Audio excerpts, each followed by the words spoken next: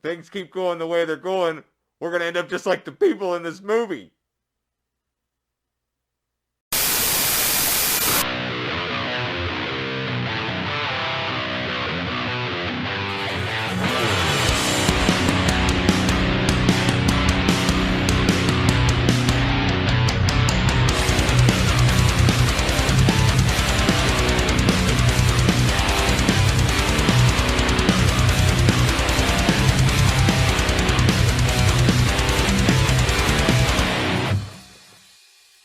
Hey everybody, it's Drewski McGillicuddy, and last night I was scrolling through Netflix, and like at the 3.5 hour mark, I ran across a movie that I haven't seen since I worked at Blockbuster. So I watched a movie from 2009 called Carriers, starring Chris Pine, and it's got this one guy. Did I find a picture of him?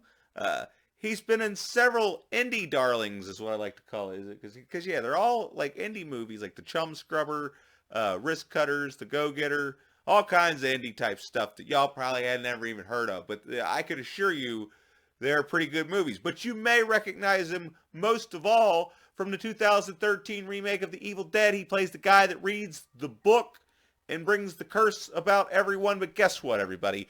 We're not here to talk about that. We're talking about Carriers from 2009, like I already said. And this movie is basically about these two brothers that are in a kind of a similar situation to us, except this is like, you know, to the umpteenth power, because the virus in this movie, I guess it depends on who you are, but you can live up to 2 weeks, but you just start bleeding out of your pores, your ears, your eyeballs, and it's just a really nasty virus that is just basically wiping out the majority of the population on the planet. And then you've got these 4 survivors. 2 are brothers, and then one's, Chris Pine's girlfriend, and then just this girl. They address that it's not his brother's. I don't know. I didn't write anybody's name down, but it's not it's not his girlfriend. But there's 2 guys and there's 2 girls, and they're in a Mercedes, and it's the Road Warrior, and they're just they're on their way to the beach.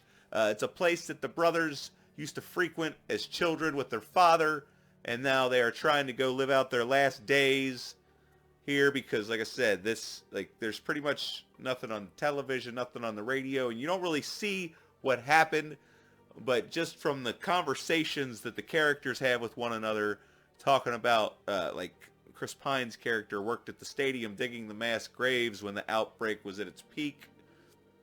So this is several months, possibly a couple years after the start of the outbreak, and it's just they're on the road, 1 mile at a time, basically. And then they do come across other survivors. They're a man and his daughter, and, at first they pull up them, and he just wants some gas because he needs to get to this safe haven, so to speak, this hospital that's, I guess, set up at the school.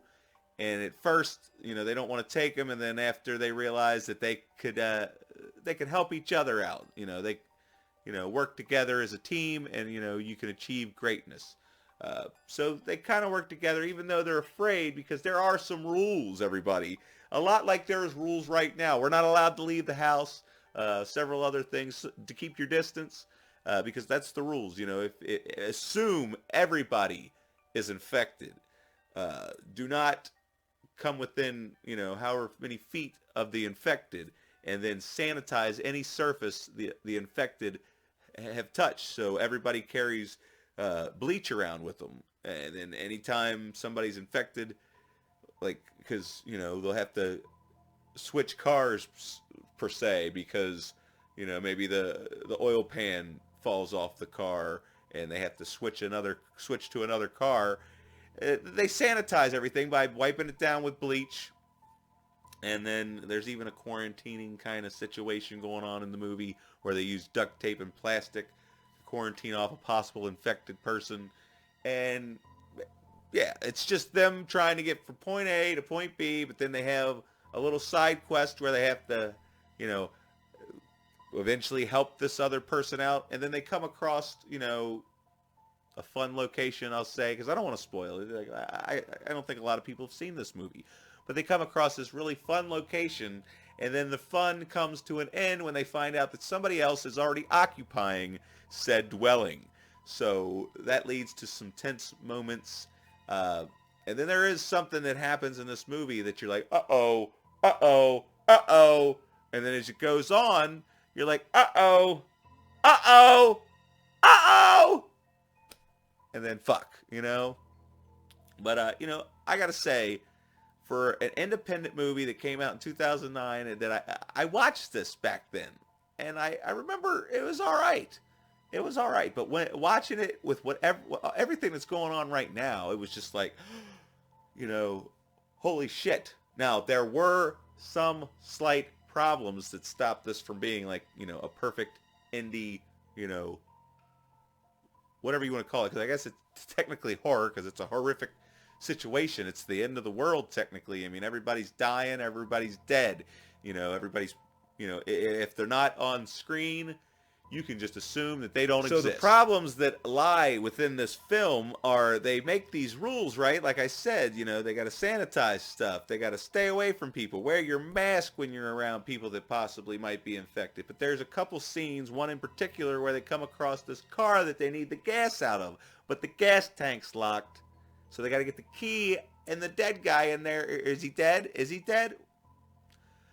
But the thing is, he doesn't have his mask on or his gloves. He just reaches in the car, grabs the key, which was touched by an infected person, and then doesn't bleach the key. Because there's several other scenes where they're doing stuff, where they're touching stuff, or like maybe like a gun or a weapon, and the first thing they do is wipe it down with a sanitary napkin. But they don't always do it. So it's not consistent. So it kind of bugs you a little bit. But overall, this movie is, you know, unnerving and tense. And I found it gripping throughout the entire thing. And like the performances, like Chris Pine, this was like pre-Star Trek, I believe. And then, you know, what's his name that plays his brother? He's really good. And the two girls, and the one girl has this obsession with trying to call her parents. So every time she sees a payphone, now, you kids out there might not know what a payphone is. Back in the day, when I was a little kid, it was only a quarter.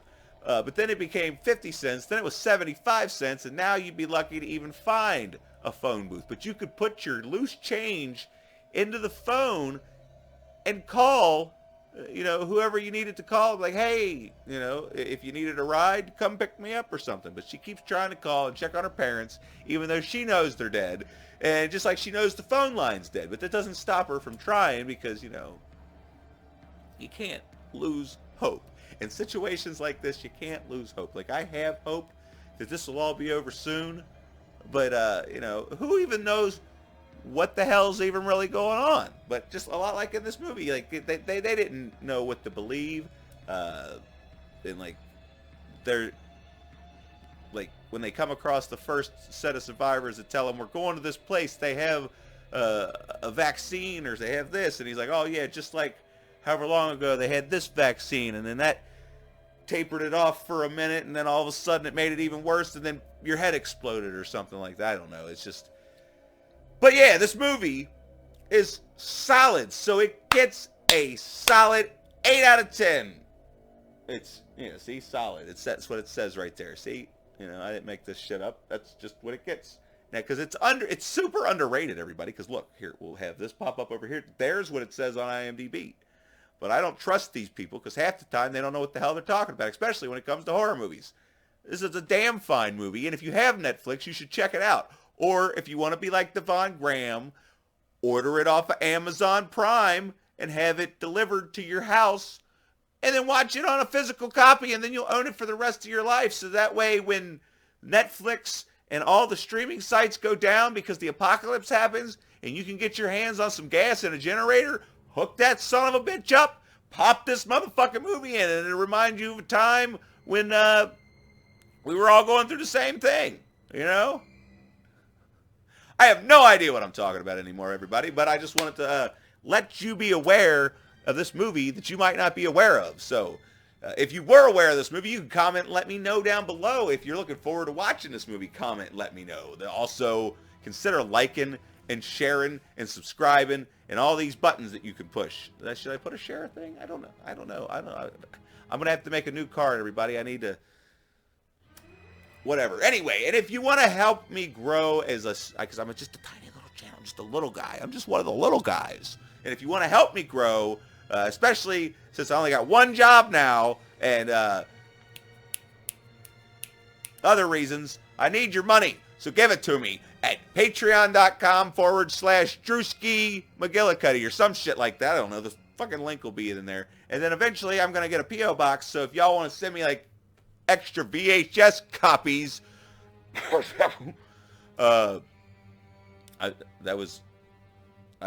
wasn't a real cough. But anyway... If y'all want to send me your junk you don't need that I might need to put back here randomly in the background, please. Something about I'm going to get a P.O. box. Anyway, I've got to go. It's late at night. Past my bedtime. Okay, I don't know what I'm talking about anymore. Okay, I love you guys. I hope you're all doing okay. And we'll get through this together alone or something. We'll stand alone. As long as we're 6 feet apart, everything will be fine.